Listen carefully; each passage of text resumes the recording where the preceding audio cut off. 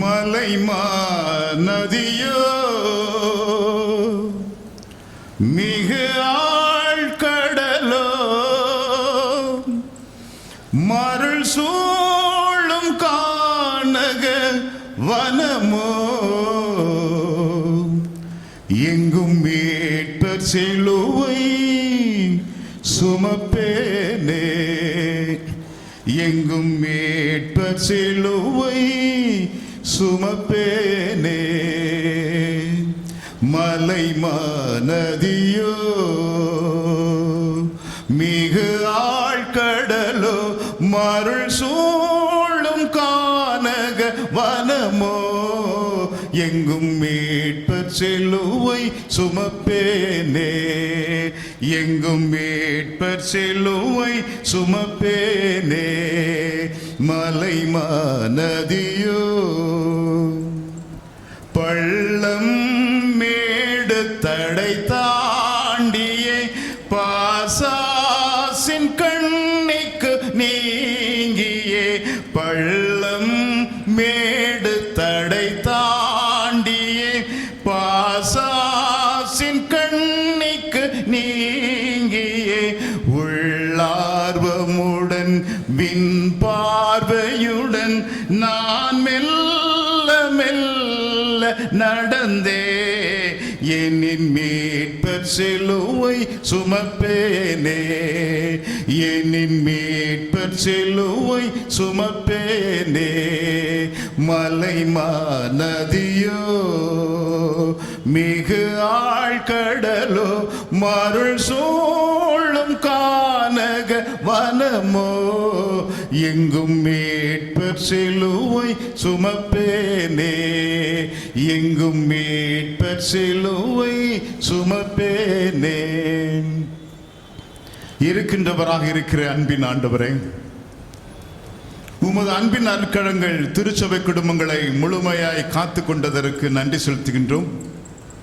இந்த மகத்துவமான ஆலயத்திலே நாங்கள் ஒன்றாய் இணைந்து உம்மை ஆராதிக்கின்ற அருள் கிருபையை தந்திருக்கின்றேன். ஒரு புதிய மாற்றத்தை பெற இருக்கின்ற, திடப்படுத்தல் பெற இருக்கின்ற அருமை திருச்சபை பிள்ளைகளுக்காக வேண்டுதல் செய்கின்றோம். உமது அருளாசியும் அருள் கிருபை முழுமை தந்து காக்கும்படியாய் வேண்டுதல் செய்கின்றோம். இந்த வேளையிலே உமது வார்த்தையை அடியேன் பகிர்ந்து கொள்கின்ற பொழுது அடியேனை மறைத்து நீர் வெளிப்படுத்தும். எங்கள் ஜெபங்களை மீட்பர் இரட்சகரும் ஆகிய இயேசு கிறிஸ்துவின் மூலம் ஜெபிக்கின்றோம் நல்ல தகப்பனே. அமருவோம். ஆளுகை செய்கிற ஆண்டவர் உங்களை ஆற்றல் படுத்துவாராக. ஆமென். கிறிஸ்துவுக்குள் பிரியமானவர்களே, இறைமகன் இயேசுவின் இணைய நாமத்தினாலே புதிதாக திடப்படுத்தல் பெற இருக்கின்ற பிள்ளைகளை மதுரை முகவை திருமணத்தின் சார்பாக, முதன்மை பணியாளர் சார்பாகவும், என்னோடு அடையாளப்படுத்திக் கொண்டிருக்கின்ற ஆயர் பெருமக்கள் சார்பாகவும் உங்களுக்கு வாழ்த்துதலை தெரிவித்துக் கொள்கிறேன். இது ஒரு சடங்காச்சாரமான காரியம் அல்ல, ஏனோ தானம் என்று நடக்கின்ற நிகழ்வு அல்ல. கர்த்தருடைய சரீரத்தையும் கர்த்தருடைய இரத்தத்தையும் பெற்றுக்கொண்டு கர்த்தருக்கென்று நாம் ஒவ்வொரு நாளும் ஜீவிக்கின்ற பொழுது ஆண்டவர் உங்களை தலைமுறை தலைமுறையாக ஆசீர்வதிக்கிற ஆண்டவராக இருக்கின்றார். இறுக்கமா இருக்கோ? கொஞ்சம் ஃப்ரீயா சிரிச்சிருக்கலாமா? ஒருவேளை நானும் உங்களைப் போல வாலிபனாக இருக்கின்ற பொழுது, இப்பொழுதும் ஐயா வாலிபன் தான், என் ஓட்டத்திற்கு ஐயா மாதிரி ஓடி வர முடியாது. ஒரு சிரிப்புக்காக சொல்றேன். பிள்ளைகளா ஏதோ மாதிரி உட்கார்ந்துக்கிட்டு இருண்டு போய் உட்கார்ந்துற மாதிரி ஒரு சூழ்நிலை உருவாகின்ற மாதிரி ஏற்படுகிறது. ஒரு 2 கேள்வியை கேட்டு திரைப்படத்தை கொடுக்கலாமா? தலையாட்டினா தான் நான் சீக்கிரம் முடிப்பேன். நம்முடைய செக்ரட்டரி அவர்கள், கிளர்ச்சி செக்ரட்டரி அவர்கள், ஐயா சாட்டா முடிச்சிருங்கன்னாரு. சாட்டா முடிப்பதற்கு இது ஒன்று சொன்ன, ஐயா சாட்டா முடிச்சிடுறையா, ஆனால் கேள்வி கேட்டு பதில் சொல்லணும் எனக்கு பிள்ளைங்க அப்படின்னேன். சரியா? உள்ள இதற்கு ஏற்பாடு பண்ணினேன். நம்முடைய ஸ்தல போதகர், செக்ரட்டரி, ட்ரெஷரர் மற்றும் திருச்சபையினுடைய உறுப்பினர்கள் ஒவ்வொருவரையும் நான் வாழ்த்துகின்றேன். உள்ள திருமண்டலத்தோடு நாம் இணைந்து செயல்படுவதற்காக அழைக்கப்பட்டிருக்கிறோம். நான் பொறுப்பேற்ற நாள் முதற்கொண்டு நம்முடைய சபைகளோடு நான் இணைந்து செயல்படுவதற்காகத்தான் வந்திருக்கிறேன் ஒழிய எதையும் அள்ளி கொண்டு போவதற்கல்ல. மக்களுடைய நலனுக்காக, மக்களுடைய செயல்பாட்டிற்காகத்தான் நாங்கள் இணைந்து உறவின் அடிப்படையில் பிள்ளைகளுடைய நலனுக்காக திருச்சபை வளர்ச்சிக்காக எடுக்க வேண்டும் என்று முயற்சி எடுத்துக்கொண்டு அதை சரியாக நடத்தி கொண்டிருக்கிறேன் என்பதை திருச்சபை மக்களுக்கு நான் சொல்ல கடமைப்பட்டு இருக்கிறேன். என்ன முறைமைகள் இருக்கிறதோ, எனக்கு முன் பயணித்த பேராயர்கள் என்ன வழிமுறை வைத்திருக்கிறார்களோ அதன் பிரகாரமாக சரியாக நடத்துவதற்கு நான் ஆயத்தப்படுகிறேன். இதே ஆலயத்திலே பிறந்து வளர்ந்து, இதே ஆலயத்திலே பேர் வைத்து, இதே ஆலயத்திலே திடப்படுத்தல் கொடுப்பதற்கு முடியாமல் போனால், இதே ஆலயத்திலே திருமணம் நடத்துவதற்கு ஏற்றத்தாழ்வு இல்லாமல் போனால் எப்படி இருக்கும் என்று ஒரு நிகழ்வை பதிய வைத்து உள்ளே திடப்படுத்தல் பெறுவதற்காக ஆயத்தப்பட்டிருக்கிற பிள்ளைகளுக்கு நான் திருச்சபை மக்களுக்கு சொல்லுவேன், அந்த ஆலயத்திலே பிறந்து வளர்ந்து, அந்த ஆலயத்திலே ஞானஸ்தானம் கொடுத்து, அந்த ஆலயத்திலே திடப்படுத்தல் கொடுத்து, அதே ஆலயத்திலே அருமை பிள்ளை இணைத்து வாழ்த்துகின்ற கிருபையை ஆண்டவர் கொடுப்பார் என்று நான் சொல்லி இருக்கிறேன். எனக்கு அன்பான திருச்சபை மக்களே, புதிய மாற்றத்தை பெற வந்திருக்கின்ற பிள்ளைகளை நான் வாழ்த்தி, நான் நேற்று தினத்திலே திருமறையை புரட்டி கொண்டிருந்தேன். 2 கேள்விகள் என் மனதிலே பதிய வைத்தது. ஒளிந்து கொண்டிருப்பான், படைத்த ஆண்டவர், பராமரித்த ஆண்டவர், அழகு பார்த்து கொண்டிருக்கிற ஆண்டவர், ஒவ்வொன்றையும் ஆண்டவர் படைத்து நல்லது நல்லது என்று கண்டு இதை ஆண்டு கொள்ள வேண்டும் என்று சொல்லி மனுக்குலத்தை ஆண்டவர் படைத்தார் என்று நான் ஒருமுறை வந்திருக்கின்ற பொழுது உடனே பகிர்ந்து கொண்டேன். எத்தனை பேருக்கு ஞாபகம் இருக்குமோ தெரியவில்லை. படைப்பினுடைய வரலாறு அனைத்தையும் படைத்த ஆண்டவர் நல்லது என்று கண்டார் என்று வேதம் சொல்லுகிறது. மனுக்குலத்தை ஆண்டவர் படைக்கின்றார், ஆண்டு கொள்வதற்காகத்தான் படைக்கிறார் ஒழிய அதிகாரம் செலுத்துவதற்கல்ல. படைத்த ஆண்டவர் ஏதேன் தோட்டத்தில் அவளை உலாவை விட்டு அழகு பார்த்து கொண்டிருக்கின்றார். அங்கே சாத்தான் வருகின்றான், அங்கே மக்களிடத்தில் பேசுகின்றான், அங்கே பிரிவினை வருகிறது. ஓடி ஒளிந்து கொள்கின்றார்கள். தாங்களை அறிந்து கொண்டு நாங்கள் நிர்வாணியா இருக்கிறோம் என்று சொல்லி ஓடி ஒளிந்து கொண்டுகிறார்கள். ஆண்டவர் வருகின்றார், ஓடி பேசுவதற்காக ஆண்டவர் வருகின்றார். வந்த ஆண்டவர் தான் கேட்கின்றார், ஆதாமே ஆதாமே நீ எங்கே இருக்கிறாய் என்று சொல்லி. இந்த வார்த்தையை என்னுடைய தியானத்திற்கு நான் விதமாக எடுத்திருக்கிறேன். ஆண்டவர் நம்மை அழைக்கின்ற ஆண்டவராய் இருக்கின்றார் என்றால், ஆண்டவர் என்னோடு ஒப்புரவாய்க்கொள் என்று ஆண்டவர் அழைக்கின்ற ஆண்டவராய் இருக்கின்றார். நான் படைத்த ஆதாம் ஏவாள், என்னை விட்டு விலகி செல்ல வேண்டாம், மீண்டும் என்னிடத்தில் வாருங்கள் என்று ஆண்டவர் தேடி வருகின்ற ஆண்டவர் என்றால், அங்கே ஒரு ஒப்புரவாக்கல் அடையாளமாக ஆண்டவர் கொடுப்பதாக அந்த வார்த்தையை நான் உள்வாங்கினேன். 2வது கேள்வி ஆண்டவர் கேட்பார், உன் சகோதரன் எங்கே என்று கேட்பார். காயினுக்கும் ஆபேலுக்கும் பொறாமைகள் வரும், போட்டிகள் வரும். ஆண்டவருக்கு வைக்கின்ற காணிக்கை, எந்த காணிக்கை ஆண்டவர் அங்கீகரிப்பார் என்று நீங்கள் வீட்டிலே திருமுறையை புரட்டி பாருங்கள். அப்பொழுது சகோதரன் கொல்லப்படுகிறான். கொல்லப்பட்டவுடனே ஆண்டவர் கேட்கிறார், உன் சகோதரன் எங்கே என்று சொல்லி. இந்த வார்த்தைக்கு நான் எடுக்கிறேன், சகோதர சகோதரோடு ஒப்புரவாவதற்காகவே ஆண்டவர் அழைத்த வார்த்தையாய் இந்த வார்த்தையை நான் எடுத்திருக்கிறேன்.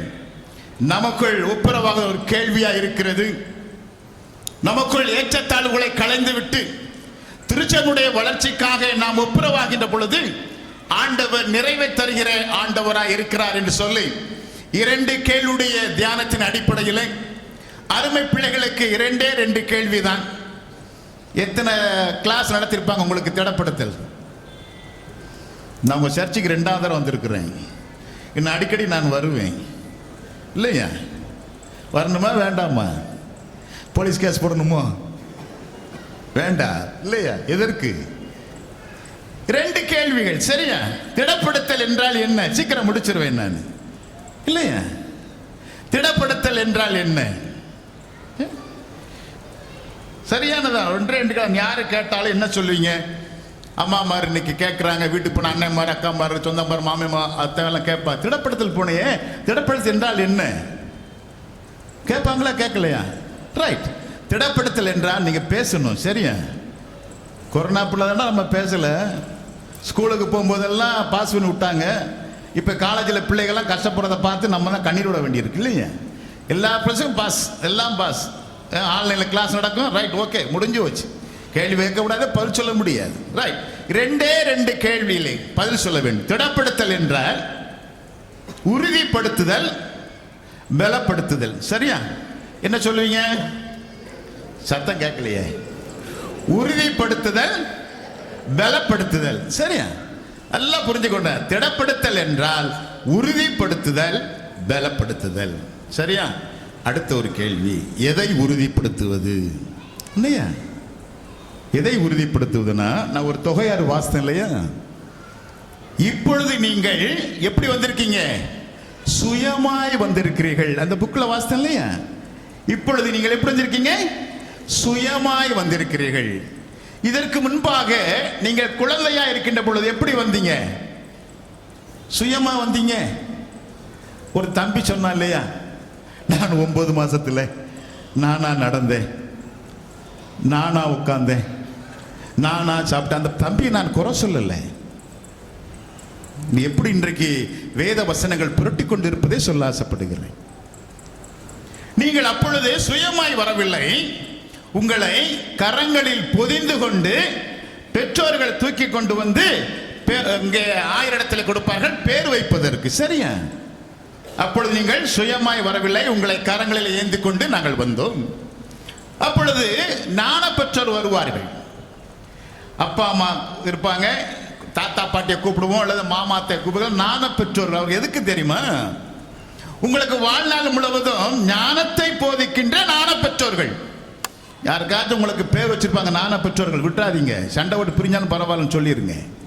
அன்னைக்கு முன்னாடி வந்து ஆட்டில் வந்து நாங்கள் ஞான பெற்றோர்கள் என்று சாட்சி கொடுத்தார்களவா? அப்பொழுது ஒரு 4 கேள்வியை கேட்போம். நல்லா கவனிச்சுக்கோங்கடா. 4 கேள்வி கேட்போம். முதல் கேள்வி கேட்போம், பிதா குமாரன் பரிசுத்தாவியாகிய ஒரே கடவுளை விசுவாசிக்கின்றீர்களா? அம்மா அம்மா ஐயா என்ன சொல்லுவோம்? ஆம், விசுவாசிப்போம் இல்லையா? இரண்டாவது கேள்வி கேட்போம், இந்த குழந்தை கிறிஸ்தவ குடும்பத்தில் வளரவும் இவள் கிறிஸ்துவை தன் மீட்பராக அறிந்து கொள்ளத்தக்கதாக திருச்சபையின் போதனையிலும் வழிபாட்டிலும் வளர்க்கப்பட முயற்சி செய்வீர்களா? என்ன செய்வோம்? முயற்சி செய்வோம். மூன்றாவது கேள்வி அழகாக கேட்போம், இந்த குழந்தைக்கு இடரல் உண்டாகாதபடி உங்கள் வாழ்க்கையை ஒழுங்கா நடத்த முயற்சி செய்வீர்களா? இந்த கேள்வியை கேட்கிறோமோ கேட்க மாட்டோமா? ஆம் என்று சொல்லிவிடுவோம். இல்லை, எவ்வளவு வார்த்தை பாருங்க, நம்முடைய முன்னோர்கள் வகுத்திருக்கிறார்கள். இந்த குழந்தைக்கு இடரல் உண்டாகாதபடி பெற்றோரும் ஞான பெற்றோரும் உங்கள் வாழ்க்கையை சரியா நடத்த முயற்சி செய்வீர்களா? அடுத்து 4வது ஒரு கேள்வியை கேட்போம், இவர்கள் பரிசுத்த ஆவியினால் வேரூன்றி கர்த்தரின் பந்தியில் பங்கு பெறவும் திருச்சபையின் அந்யுன்யத்தில் கடவுளை உண்மையாய் சேவிக்க உலகத்தில் செல்லவும் உதவியாய் இருக்கும்படி இவர்கள் பிற்காலத்தில் திருச்சபையின் முழு உறுப்பினராக, அதாவது திடப்படுத்தல் பெற இவர்களை உற்சாகப்படுத்துவீர்களா? அம்மாமா, உற்சாகப்படுத்துவோம் இல்லையா? இந்த 4 கேள்வியை கேட்போம். நீங்கள் அப்பொழுது சுயமாய் வரவில்லை. உங்களை கரங்களிலே புதிய டவல் வாங்கி புதிய ட்ரெஸ் போட்டு கவுன் போட்டு அப்படியே பொதிந்து கொண்டு வந்து பேருக்கு கொடுப்போம். இந்த 4 கேள்வியை உறுதிப்படுத்துவதுதான் என்னது? திடப்படுத்தல். சரியா? இந்த 4 கேள்வியை பெற்றோர்கள் ஞான பெற்றோர்கள் கொடுத்த பதிலுரைகளை உறுதி செய்வதுதான் திடப்படுத்தல். இந்த திடப்படுத்துதல் பூரணமாய் இருப்பதற்கு பரிசுத்த ஆவியானவர் நம்மை பலப்படுத்த வேண்டும். ஈஸியா முடிச்சிட்டேனா? திடப்படுத்தல் என்றால் உறுதிப்படுத்துவது, பலப்படுத்துவது. எதை உறுதிப்படுத்துவது? பெற்றோர் கொடுத்த வாக்குறுதிகளை உறுதிப்படுத்துவது. அந்த வாக்குறுதியிலே நான் நிலைத்து நிற்பதற்கு பரிசுத்த ஆவியானவர் என்னை பலப்படுத்த வேண்டும். சரியா? இதுதான் யாரு கேட்டாலும் டக்குன்னு இந்த வார்த்தையை நீங்க சொல்லிடணும். கிறிஸ்துமஸ் நியூ இயர் கோயிலுக்கு வந்திருப்பீங்கல்ல, அந்த 12 11 45 11 55 60 திக்குன்னு இருக்கும். எதுக்கு? புது வருடம் பிறக்க போகுது, புது வருடம் பிறக்க போகுது. ஹாப்பி நியூ இயர் சொல்வதற்கு அப்பாற்பட்டு ஒரு புதிய தீர்மானம் எடுப்போம் இல்லையா? ஆண்டவரே, இந்த புதிய ஆண்டில் இன்னென்ன செயல்கள் செய்யக்கூடாது. நான் 12 மணி வரைக்கும் நான் செல்லு பார்ப்பேன் ஆண்டவரே, இன்னுமே செல்லு பார்க்க மாட்டேன். அப்படித்தானே? என்னடா சிரிங்கண்ணா கொஞ்ச நாளும்? இந்த லேசானாலும் அன்னைக்கு நானும் வீட்டில் உட்காந்துருக்கிறேன், நானும் பிஷப் அம்மாவும் பிள்ளைகள் உட்காந்துட்டு இருக்கிறோம். வீட்டில் ஒரு 5 நிமிஷம் அமைதியாக இருக்குது, 10 நிமிஷம் அமைதியாக இருக்குது. இன்னும் ரொம்ப அமைதியாக இருக்குன்னு பார்க்க நான் வரைக்கும் செல்ல நோண்டிக்கிட்டு இருக்கேன், பிள்ளை சொல்ல நோண்டிக்கிட்டு இருக்கேன், அம்மா சொல்ல ஒன்று அடச்ச எவ்வளோ ஒரு தவறான காரியத்தை வளர்த்துருக்குறோம். ஒரு கண்டிஷன் போட்டேன், 10 மணிக்கு மேலே யாரும் செல்லை நோண்டக்கூடாது. 10 மணி வரைக்கும் செல்லை அது வரைக்கும் பார்த்துருங்க, 10 மணிக்கு மேலே யாரும் செல்ல தொடக்கூடாதுன்னு சொல்லி ஆட்டோமேட்டிக்காக திடீர்னு பார்த்தா 10:35 என் பிள்ளை பார்த்துக்கிட்டு இருந்தேன். என்னென்னா எப்போ நோட்ஸ் எல்லாம் வந்துக்கிட்டு இருக்கு, அவள் +1 படுத்தி கொண்டு இருக்கிறாள். பிள்ளைங்க இப்போ ஃப்ரெண்ட்ஸ் வந்து அந்த எக்ஸாமுக்காக அனுப்புகிறாங்க, பாப்பா போய் சொல்லாத. ஏன் அதே பிள்ளை காலையில் 7 மணிக்கு அனுப்பியிருக்கலாம்ல, 6 மணிக்கு அனுப்பியிருக்கலாம்ல, இல்லை சமையல் பார்க்குறேன், இப்படி பிதட்டுகின்ற நிகழ்வு இருக்குது. நான் என் பிள்ளைகளை தான் நான் சொல்ல முடியும். சரி இல்லை, அப்படி நீங்கள் ஒரு வேளை இருக்குமானால் அதை நீங்கள் தூர வைத்து விட்டு ஒரு தீர்மானம் எடுப்பதற்காக ஆண்டவர் அழைத்திருக்கிறார். இல்லை, புது வருடத்திலே நிறைய தீர்மானத்தை எடுத்திருப்போம், திருச்சபை மக்களாகிய நாமும் தான். ஆனால் அந்த காரியங்களை காலம் செல்ல செல்ல செல்ல செல்ல அதை முழுமையை கடைபிடித்திருக்க முடியாது. அதை கடைபிடிப்பதற்கு பரிசுத்த ஆவியானவர் நம்மளுக்கு துணை இருக்க வேண்டும் என்ற ஒரு நோக்கத்தோடு நான் அடிக்கடி என்னுடைய திருமறைகளை என்னுடைய செய்தியை நான் புரட்டிக் கொண்டிருக்கிற நிகழ்வு தானியேலை குறித்தும் நம்முடைய நண்பர்களை குறித்தும் நான் பேசுகின்ற வழக்கம் வைத்திருக்கிறேன். அருமை பிள்ளைகளுக்கு சொல்கின்ற வார்த்தை அதுதான். உங்களுடைய வாழ்க்கையிலே ஒரு தீர்மானத்தை எடுக்க வேண்டும். நான் திடப்படுத்தல் பெற வந்திருக்கிறேன் என்றால் ஆண்டவருடைய சரீரம் ரத்தமும் என் உள்ளே புகுகின்ற பொழுது நான் ஒரு புது சிருஷ்டியாய் மாறுகிறேன். வாசிப்போமே 2 கொரிந்தியர் 5ஆம் அதிகாரம் 17ஆம் வார்த்தையை வாசிப்போம். 2 கொரிந்தியர் 5:17. தம்பிமார் வாசிங்க ஐயா. ஐயா தம்பிமார் வாசிக்கட்டும், திடப்படத்தில் பெற இருக்கிற தம்பிமார். இப்படி இருக்க ஒருவன் கிறிஸ்துவுக்குள் இருந்தால் புது சிருஷ்டியா இருக்கிறான், பழையவைகள் ஒளிந்தன, எல்லாம் புதிதாயின. பவுலப்போஸ்தலன் உணர்ந்தவனாய் இருக்கிறான். ஒருவன் கிறிஸ்துவுக்குள் இருந்தால் புது சிருஷ்டியா இருக்கிறான், பழையவைகள் எல்லாம் ஒளிந்து எல்லாம் புதிதாயின. நீங்கள் புதிதாக இந்த மாற்றத்தை பெற இருக்கின்ற அன்பு பிள்ளைகள், கிறிஸ்துவை புதிதாக பெற இருக்கின்ற அருமை பிள்ளைகள், ஆண்டவருடைய சரீரம் ரத்தமும் உள்ளே புகின்ற பொழுது ஒரு புதிய சிருஷ்டியாய் நீங்கள் மாறப்போகிறீர்கள் என்றால் பவுலப்போஸ் அழகா சொல்லுகிறான், ஆண்டவர் என் உள் இருக்கிறார். அவன் சொன்ன வார்த்தை அதுதான். அவன் ஆண்டவரை ருசித்த மக்களாய் இருக்கின்றான், ஒரு புது சிருஷ்டியாய் மாறி இருக்கிறான். அநேக வேளையிலே நாம் பழைய சிருஷ்டியாவே இருந்து கொண்டிருக்கிறோம் அன்பானவர்களே. ஒரு புதிய சிருஷ்டியாய் வருவதற்கு சில காரியங்கள் தடையாக அமைந்து கொண்டிருக்கிறது. என்றைக்கு நம்முடைய என்றைக்கு நம்முடைய மிஷனரிமார்கள் நம்முடைய இடங்களுக்கு வந்தார்களோ, நம்ம தேசத்திற்கு வந்தார்களோ, அன்றைக்கே நான் புது சிருஷ்டியாய் மாற வேண்டும் என்று அவருடைய தியாகங்கள் இருந்தது அன்பானவர்களே. கடந்த ஒரு 1.5-2 மாதங்களாக நான் பயிர்ந்து கொண்டிருக்கிறேன் எல்லா திருச்சபைகளிலும். எனக்கு லண்டன் மாநாடுக்கு போதற்கு வாய்ப்பு கிடைத்தது. ஸ்நாடு மண்டலத்திலிருந்து எனக்கு கொடுத்திருந்தார்கள். நான் ஒரு 15 நாள் லண்டன் போயிருந்தேன். கேண்டம்பரி பேராயரை சந்தித்து நாங்கள் 29 பேராயர்கள் ஒன்றாய் கூடினோம். இந்தியாவிலிருந்து நான் ஒருவன் மட்டும் போயிருந்தேன். அப்பொழுது அங்கே 15 நாள் தங்கி இருக்கின்ற பொழுது எனக்கு ரொம்ப சந்தோஷமா இருந்தது. ஏனென்றால் வெளிநாட்டுக்கு வந்திருக்கிறோம், கண்டம் விட்டு கண்டம் தாண்டி போயிருக்கிறோம். அபுதாபி போய் அபுதாபிலிருந்து நான் அங்கே கனெக்டிங் ஃபிளைட் போயிருக்கிறேன். நல்ல பெரிய கேண்டம்பரி அந்த கத்தீட்ரலில் அங்கே இருக்கின்ற ரூம்லே தங்குவதற்கு எனக்கு வாய்ப்பு கிடைத்தது. 2 நாள் சந்தோஷமா இருந்தது. நல்ல சாப்பாடு. காலையில் போன உடனே அப்படியே பிரெட்டை பார்த்தா அப்படி நேரம் உள்ள அறுத்து பச்சை இலை மாதிரி வச்சிருந்தாங்க, வெந்து வேகாமலும். அதுக்கு என்ன பேர் வைக்கிறாங்க? நம்ம பிள்ளை இருக்குது. என் பிள்ளை 5 மணிக்கு ஃபோன் அடித்தேன், நைட்டில் 6 மணிக்கு தான் கிளாஸ் முடிஞ்சது. பாப்பா அந்த மாதிரி பிரெட்டில் இலைய வச்சு கொடுக்காங்கடா, வெந்தும் தெரியல வேகம் தெரியலடா. அப்பா அது வந்து சாண்ட்விச்சா, என்னமோ பர்கர் அப்படின்னா. சரி 2 நாள் நல்லா கடிச்சு சாப்பிட்டேன். அடுத்து மதியம் போல போனேன், அதே பிரெட்டு வேற வேற விதவிதமா இருந்தது. பிரெட்டு ஜாம் இருந்துச்சு, பியூர் தேன் இருந்துச்சு. பிரெட்டோட அறுத்து உள்ளக்குள்ள மட்டனா, அது சிக்கனா, அது பன்னியா அல்லது ஒட்டகமான்னு தெரியல, வெந்து வேகாம வச்சிருந்தாங்க. அதுக்கு என்ன பேர்? இன்னைக்கு பிள்ளைய சாப்பிட்றீங்க, என்னடா சாப்பிட்றீங்க? அதில் இன்னைக்கு KFCல சொல்றோம் இல்லையா, அந்த பன்னோட சேர்த்து கொடுக்குறாங்க. என்ன அதுக்கு பேரு? பீஸா, பர்கரா? அப்ப இலை வைக்கிறதுக்கு, அந்த பச்சைலை வைக்கிறதுக்கு, கோசிலை வைக்கிறதுக்கு என்ன பேருன்னு தெரியல. நம்ம பிள்ளை தான் பேர் சொல்லுதுங்க. 2 நாள் சாப்பிட்டேமா ஐயா, நல்லா இருந்துச்சு. 3ஆம் நாள் சாப்பிட முடியல. நான் சும்மா நடந்ததை சொல்றேன், ஃபுல் பொய் சொல்வதற்கு இல்லை. 3ஆம் நாள் இரவு 6 மணிக்கு கிளாஸ் முடியும், 7 மணிக்கெல்லாம் சாப்பிட்டு 8 மணிக்கெல்லாம் சாப்பிட்டுருவோம். வெளியே போக முடியாது, இருட்டி விடும். வீட்டில் ரூமில் வந்து ஜெபம் பண்ணும். எப்படி ஜெபம் பண்ணேன் தெரியுமா? ஆண்டவரே, திருச்சபைக்காக திருமண ஜெபம் பண்ணி முடிச்சுட்டு, ஆண்டவரே நல்லா எனக்கு சோத்த கொடுமா ஆண்டவரே, இந்த உணவு உள்ளே போகுது, எனக்கு எதுவும் எந்த மன நோயும் வரக்கூடாது, நான் வீட்டுக்கு போய் அங்கே வீட்டில் போய் இந்தியா உணவை சாப்பிடணும்னு சொல்லி ஜெபம் பண்ணேன். 10 நாளும் ஜெபம் பண்ணேங்க. ஃப்ளைட்லேருந்து வந்து இறங்கின உடனே, மதுரை இறங்கின உடனே அம்மா பார்த்த உடனே சந்தோஷம் ஏற்பட்டது. எல்லாரும் வரவேற்புக்காக வந்திருந்தாங்க, சாலையெல்லாம் கொண்டு வந்தாங்க. நேரம் அம்மாட்ட போய், அம்மா சாப்பாடு இருக்காம்மா? ஐயா நீ நினைச்சது இருக்கியான்னாப்புல. ஏன்னா இதில் பொய் சொல்லுறதுக்கு இல்லை. 15 நாள், அந்த 10 நாள் என்னால் சாப்பிட முடியவில்லை, ஓங்கழித்து கொண்டு வந்தது.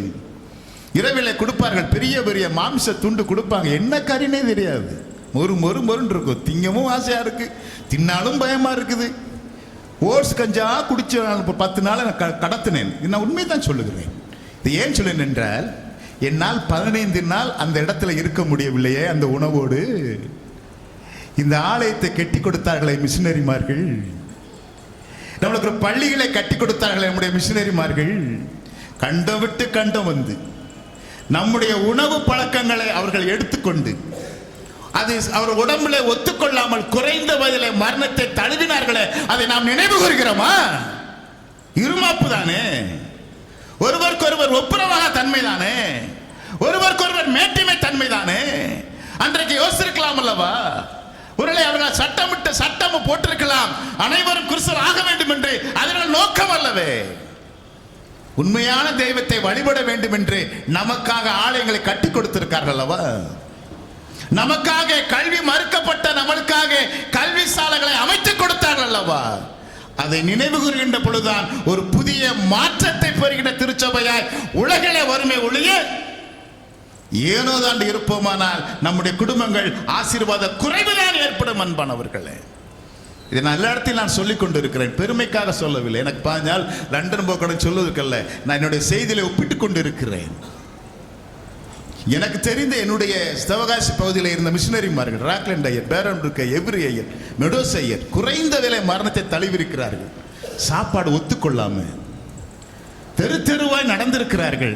பள்ளிக்கூடத்தை சேரியா, கல்வி கற்றுக்கொள், நீ மனிதனாய் நட, உண்மையான தெய்வம் யார் என்று அடையாளப்படுத்தி இருக்கிறார்களே, அதை பெற்றுக்கொண்ட நான் ஆண்டவர் கேள்வி எழுப்பார்ல, எங்கே இருக்கிறாய் என்று சொல்லி.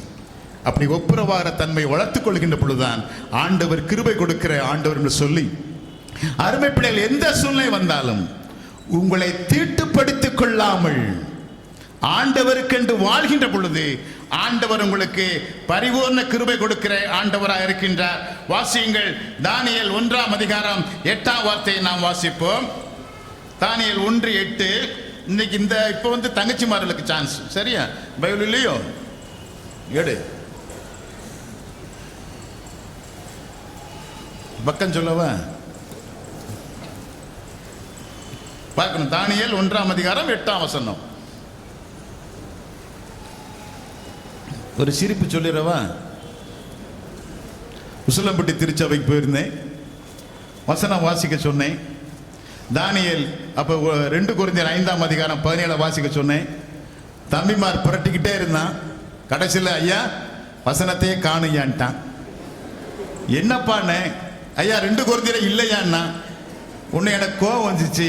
எப்பா, சென்னையில் பைபிள் சொசைட்டி செக்ரட்டரி மோசஸ் என் ஃப்ரெண்டுப்பா, உன்னை ரிப்போர்ட் பண்ணிடுவேன், நல்லா பாருன்னு புரட்டி பார்த்தான்.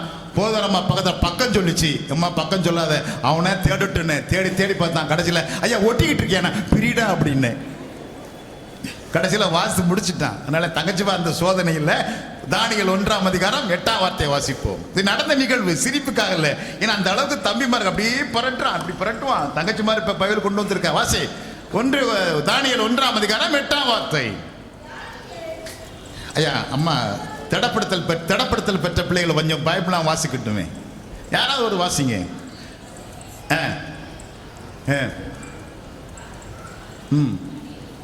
தன்னை தீட்டுப்படுத்தல் ஆகாது என்று பிரதானிகளின் தலைவனிடத்தில் வேண்டிக் கொண்டான். அடிமையாய் போகின்றார்கள். நேபுகாத்நேச்சார் அவனை அடிமையாய் கொண்டு போகின்றான். தானியேல், சாத்ராக், மேசாக், ஆபேத்நேகோவை அடிமை கொண்டு போகின்றான். அங்கே பழக்கம் உண்டு. அரண்மனையிலே பணி செய்ய வேண்டும் என்றால் நல்ல திடகாத்திரமா இருக்க வேண்டுமா, நல்ல பொழிவாய் இருக்க வேண்டுமாம். அதற்கு மதுபானங்கள் கொடுப்பார்களா, அங்கே பாகானுக்கு படைத்த உணவை கொடுப்பார்களா. அதை உண்டு அவன் நல்ல புஷ்டியாய் வருகின்ற பொழுது அங்கே அரசாங்கத்திலே, அங்கே அரண்மனையிலே வேலை செய்வதற்கு அவனை ஆயத்தப்படுத்துவார்களாம். இவர்கள் யெகோவாவை வணங்குகின்ற பிள்ளைகள் அல்லவா, சாட்சியான பிள்ளைகள் இல்லை. அதான் சொல்றான், நாங்கள் தீட்டுப்படுத்திக் கொள்ள மாட்டோம் ஐயா, நீர் கொடுக்கிற அந்த எங்களுக்கு மதுபானம் வேண்டாம், எங்களுக்கு மாംസ கறிகள் அந்த கறிவைகள் எங்களுக்கு வேண்டாம், ஆனால் எங்களுக்கு காய்கறிகளையும் பருப்பு வகைகளையும் கொடு, நாங்கள் இவர்களைப் போலல்ல, நாங்கள் புஷ்டியா இருப்போம் என்று ஒரு தீர்மானத்தை எடுக்கின்றார்கள். உங்களுக்கு ஒரு வார்த்தை சொல்லுகிறேன், உங்களை தீட்டுப்படுத்திக் கொள்ளக்கூடாது என்றால் எது உங்களை தீட்டுப்படுத்தும் இல்லையா? ஸ்கூலுக்கு போற, காலேஜுக்கு போற, மச்சான் வாடா பாப்போம்டா சொல்லுவான்ல, அப்பதான் படிக்கிறதுக்கு புக்ஸத்தை எடுப்ப, பெரிய படிப்பானியா புக்ஸத்தை எடுத்தாம்மா என்ன நானும் அனுபவிச்சிருக்கேன் காலேஜில் இல்லையா. தங்கச்சிமார் வருவாங்க படிக்கிறதுக்கு, ஃப்ரெண்ட்ஸ் நல்லா இருப்பாங்க, நம்மளெல்லாம் படிக்கூட மாக்கிட்டு அது நினைச்சுவா படிச்சுட்டு மார்க் வாங்கிடுவா. என் பிள்ளை அப்படித்தான் 10th ஃபர்ஸ்ட் மார்க் வந்துச்சு. அவ ஃப்ரெண்டு கடைசி பார்த்தா 2 பேரும் ஒரே மார்க் வராங்க, ஸ்கூல் ஃபர்ஸ்ட். நான் கேட்டேன், பரவாயில்ல பாப்பா உன் ஃப்ரெண்ட் நல்லா வந்துட்டல. டாடி இது வரைக்கும் என்னை படிக்க விடாமல் ஆகிட்டே இருப்பான், ஆனால் எனக்கே தெரியல அவள் வந்திருக்காருன்னு சொல்லி 2 பேரும் அந்த ஸ்கூல் ஃபர்ஸ்ட் வந்தார்கள். சிவகாசியிலே அங்கே இருக்கிற ஸ்கூலில். இதை ஏன் சொல்லுறேன் என்றால், நம்ம கூடயே இருந்து சில காரியங்களை தவிர்ப்பதற்கு நம்முடைய நண்பர்கள் இருப்பார்கள். ஐயாமாருக்கு சொல்ல வேண்டியதில்லை, அம்மாமாருக்கு சொல்ல வேண்டியது இல்லையே. ஆனால் அந்த வார்த்தை வருகிறது, தன்னை தீட்டுப்படுத்திக் கொள்ளக்கூடாது என்று தீர்மானித்தார்கள். பாவமான காரியங்களிலே தன்னை தீட்டுப்படுத்திக் கொள்ளக்கூடாது. உங்களுக்கு எது பாவம் என்று தெரியும்.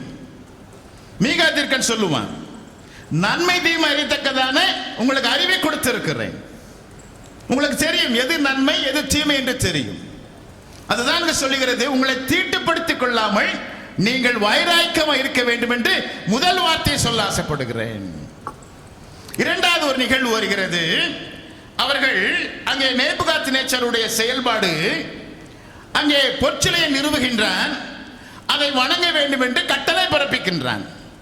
கட்டளை பிறப்பிக்கின்ற பொழுது அதை வணங்காதவர்கள் எரிகின்ற சோலையிலே, செங்கல் சோலையிலே, அக்கினி சோலையிலே அவர்கள் தூக்கி போட வேண்டும். இது அரசுடைய கட்டளை. மறுக்கின்றார்கள். அவர் சொன்ன வார்த்தை, ஆண்டவர் எங்களை விடுவிக்காமல் போனாலும் பரவாயில்லை, நீ நிப்பாட்டின அந்த பொற்சிலையை நாங்கள் வணங்க மாட்டோம். எவ்வளவு தீர்மானம் இல்லையா? இன்றைக்கு நேர கஷ்டம் வந்துருச்சுன்னா, ஆமா கோயிலுக்கு நான் ஒழுக்கமா போய்கிட்டு இருக்கேன், தினம் நான் சண்டே கிளாஸ் போறேன், விபிஎஸ் எல்லாம் போறேன், ஆண்டவன் அந்த காரியத்தை கொடுக்க மாட்டேங்கிறாரு. டக்குன்னு உடனே மறுதளிக்கிற நிகழ்வு. 4 பேர் சொல்றாங்க, அரசரே நீ நிப்பாட்டின பொற்சிலையை நாங்கள் வணங்க மாட்டோம். அவன் கொடுக்கப்பட்ட அந்த வார்த்தை சரியா வருகிறது. எங்களை விடுவிக்காமல், 3ஆம் அதிகாரம் தானியேல் 3:8 நான் வாசிக்கிறேன். விடுவிக்காமல் போனாலும் நாங்கள் உம்மோடு ஆராதிக்கிற தெய்வம் இல்லை, நிறுத்தின பொற்சிலையை பணிந்து கொள்வதும் இல்லை.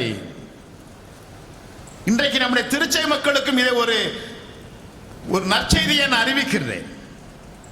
நம்மிடத்தில் இப்படிப்பட்ட காரில் இருக்குமானால், இக்கட்டுகள், ஒருவேளை சோர்வுகள் வருகின்ற பொழுது, சோதனைகள் வருகின்ற பொழுது நாமும் பின்வாங்கின்ற மக்களாக இருக்கிறோம் என்று இந்த வார்த்தை நம்மளுக்கு தெளிவுபடுத்துகிறது. அதெல்லாம் சொல்லுவார் நண்பர்கள், ஆண்டவர் எங்களை விடுவிக்காமல் போனாலும் பரவாயில்லை, எதை வணங்க மாட்டோமா? பொற்சிலையை வணங்க மாட்டோம். தூக்கி போடுறாங்க. எங்க தூக்கி போடுறாங்க? அக்கினி சோலையில தூக்கி போடுறாங்க. 3 பேரை தூக்கி போட்டாங்க. எத்தனை பேரா உள்ள இருந்தாரு? 4 பேரா இருந்தார் இல்லையா? எப்படிப்பட்ட நிகழ்வு பாருங்க. தூக்கிட்டு போகும்பொழுது அந்த சேவைகள் எல்லாம் கருகி விட்டார்களாம். ஆனால் இவர்கள் கருகவில்லை. 3 பேரை உள்ளே தூக்கி போட்டிருக்கார்கள். 4வது ஒருவராய் அங்கே அவர் கூட உலாவிக் கொண்டிருந்தார் என்று வேதத்தில் பார்க்கிறோம். நான் இப்படி யோசித்தேன், கரங்களை கோர்த்து 4 பேரும் அல்லேலூயா என்று சொல்லி ஆண்டவரை ஆர்ப்பரித்துக் கொண்டு பாடல் வாயிலாக துதித்துக் கொண்டு இருப்பார் என்று எனது கற்பனையாய் நான் ஓட விட்டேன். எப்படி யோசிச்சு பாருங்க. திருப்பி அவர்களை வெளியே எடுக்கின்ற பொழுது ஒரு முடி கூட கருகவில்லையா, தீக்காயம் கூட படவில்லை என்று அங்கே ஒரு நிகழ்வை நாம் பார்க்கிறோம் அன்பானவர்களே. இரண்டாவது நிகழ்வு, எந்த சூழ்நிலை வந்தாலும் நீங்கள் மறுதளிக்காமல் ஆண்டவர்க்கென்று ஜீவிக்கின்ற பிள்ளைகளாய் செயல்படுகின்ற பொழுது ஆண்டவர் உங்களுக்கு தெளிந்த ஞானத்தை கொடுக்கிற ஆண்டவராய் இருக்கின்றார். அடுத்து தானியேலை பார்ப்போமானால், அவன் அரசனுக்கு பிரியமானாய் இருக்கின்றான். அரசனுடைய கனவுகளுக்கெல்லாம் அவன் பதில் கொடுத்து கொண்டிருக்கிறான். அவனை அரசன் நன்றாக கவனித்துக் கொண்டிருக்கிறான். ஆனால் ஒரு நிகழ்வு வருகிறது. ஒரு குறிப்பிட்ட நாள் வரைக்கும் யாரும் ஜெபம் பண்ணக்கூடாது, ஆராதிக்க கூடாது. திடீரென்று நம்மளுக்கு ஒரு அரசாங்கம் ஒரு சட்டம் விட்டுருச்சா என்ன செய்வோம்? சட்டம் வந்துடும் போல பயமா இருக்கு இல்லையா? ஞாயிற்றுக்கிழமை கோயிலுக்கு வரதுக்கே பயமா இருக்கு. இன்னைக்கு வருது, அப்படி சோதனை உண்டாகிட்டே இருக்கிறாங்க. அதனால யோசித்து பார்ப்போம். எலெக்ஷன் வருது, ஓட்டு போட சொல்ல வரல, நான் சிந்திக்கிறதுக்காக சொல்ல வருகிறேன். இங்க சொல்லுகிறான், தானியேலை சொல்லுகிறாள், அவன் ஆராதிக்க கூடாது, சட்டம் வருகிறது. ஆனால் இவன் என்ன செய்கிறான்? தன்னுடைய வீட்டிற்கு போய் மேல்மடையை திறந்து, பால்கனியை திறந்து, எருசலேம் மேலாக தன்னுடைய சன்னலை திறந்து ஜெபம் பண்ணுகிறான். அதை பார்த்தவர்கள் அரசனிடத்தில் போட்டு கொடுக்கிறார்கள். இது நல்ல வார்த்தை இல்லைல்ல, போட்டு கொடுக்குறது ஒரு மாதிரி வார்த்தையா இருக்குல்ல. அன்னைக்கே போட்டு கொடுத்தாங்க இல்லையா? இன்னைக்கு நிறைய இடத்துல போட்டு போட்டு கொடுப்பாங்க இல்லையா? சில பேர் வர்றாங்க பேராயரை பார்க்கறதுக்கு, தான் காரியமா வர மாட்டாங்க. ஏதாச்சும் சொல்ல வந்துட்டு சொல்லிட்டு கடைசியில் அப்படி ரைட் சைடு போட்டு போறது. நம்ம சுதாரி பார்க்க வேண்டியிருக்கு இல்லையா? இங்கே அரசனிடத்திலவே போட்டு கொடுக்கிறார்கள். அரசரே, நீ சட்டமிட்டு இருக்கிறாய் ஆராதிக்கூடாது என்று சொல்லி, ஆனால் உனக்கு பிரியமான தானியேல் அங்கே ஆராதித்துக் கொண்டு இருக்கின்றான். அதற்கு என்ன தண்டனை என்றால் சிங்கக்கபிலை போட வேண்டும். அரசனுக்கு மனது வரவில்லை, இருந்தாலும் சட்டம் ஏற்றி விட்டாது. சிங்கக்கபிலை தூக்கி போடுகின்றார்கள். அப்ப அவன் சொன்ன வார்த்தை என்னவென்றால், தானியேலே, நீ இடைவிடாமல் ஆராதிக்கிற தேவன் உன்னை தப்பிவிக்க வல்லவராய் இருப்பார். அவனுக்கு தாங்க சாட்சியா இருக்குது. அவன் பாகாலை வணங்கக்கூடிய அரசன் இல்லையா? பொற்சிலையை நிறுவி வணங்கன்னு சொன்ன அரசன் அல்லவா? அவன் சொன்ன வார்த்தை தான் தானியேலை நோக்கி, நீ இடைவிடாமல் ஆராதிக்கிற உன் தேவன் உன்னை தப்பிவிப்பார். சிங்கக்கபில போட்டாச்சு. மறுநாள் போய் பார்க்கிறான். மறுநாள் பார்க்க எப்படி இருக்கும் சிங்கம்? ஒரு மாசம் பசியா இருந்த சிங்கம் ஒரு நாள் சாப்பிடாம இருந்து எப்படி ஓடுது பசி, வயிற்ற கிள்ளுதுமும்ல. இங்கே சிங்கக்கபிலை போட்டு பரிதவித்துக் கொண்டிருக்கிறவங்களும் தூக்கம் இல்லை அரசனுக்கு. மறுநாள் போய் சொன்ன வார்த்தை, தப்பிவிக்க வல்லவரா இருந்தாரோ. அவனுக்கு இருக்கிற நம்பிக்கைங்க, அரசனுக்கு இருக்கிற நம்பிக்கை. இதே நம்பிக்கை நம்மிடத்தில் இருக்குமானால் நம்முடைய குடும்பங்களை ஆண்டவர் தலைமுறை தலைமுறையாக ஆசீர்வதிக்கிற ஆண்டவராக இருக்கின்றார். முதலாவது காரியத்தை சொன்னேன் இல்லையா? தீட்டுப்படுத்திக் கொள்ளக்கூடாது என்று சொல்லி. இரண்டாவது நான் சொன்னேன், நண்பர்கள் சாத்ராக், மேஷாக், ஆபேத்நேகோ எந்த சூழ்நிலை வந்தாலும் ஆண்டவரை மறுதலிக்கவில்லை. மூன்றாவது காரியமா சொன்னேன், அரசனுடைய நம்பிக்கை. இடைவிடாமல் ஆராதிக்கிற தேவன் உன்னை தப்பிவிக்க வல்லவராய் இருப்பாரோ என்று கேட்கிறான். இரண்டாவது இருந்தார் என்று சொல்லுகிறான். இந்த மூன்று வார்த்தை தான் எனக்கு அன்பான திருச்சபை மக்களே, இந்த நம்பிக்கையோடு எந்த சூழ்நிலை வந்தாலும் ஆண்டவர் என்னை தப்புவிக்க வல்லவராய் இருக்கிறார். எந்த இக்கட்டு வந்தாலும் ஆண்டவர் என்னை கைவிடாத ஆண்டவராய் இருக்கின்றார். எந்த சூழ்நிலை வந்தாலும் ஆண்டவர் என்னை கரந்தூக்கி என்னை காப்பாற்றுகிற ஆண்டவர் என்பதை நீங்கள் உறுதியாய் பற்றிக்கொள்ளுகின்ற பொழுது ஆண்டவர் உங்களுக்கு பரிபூர்ண கிருபை கொடுக்கிற ஆண்டவராய் இருக்கிறார். எனக்கு அன்பான பிள்ளைகளே, ஒரு திடப்படுத்த என்பது சாதாரண நிகழ்வு அல்ல.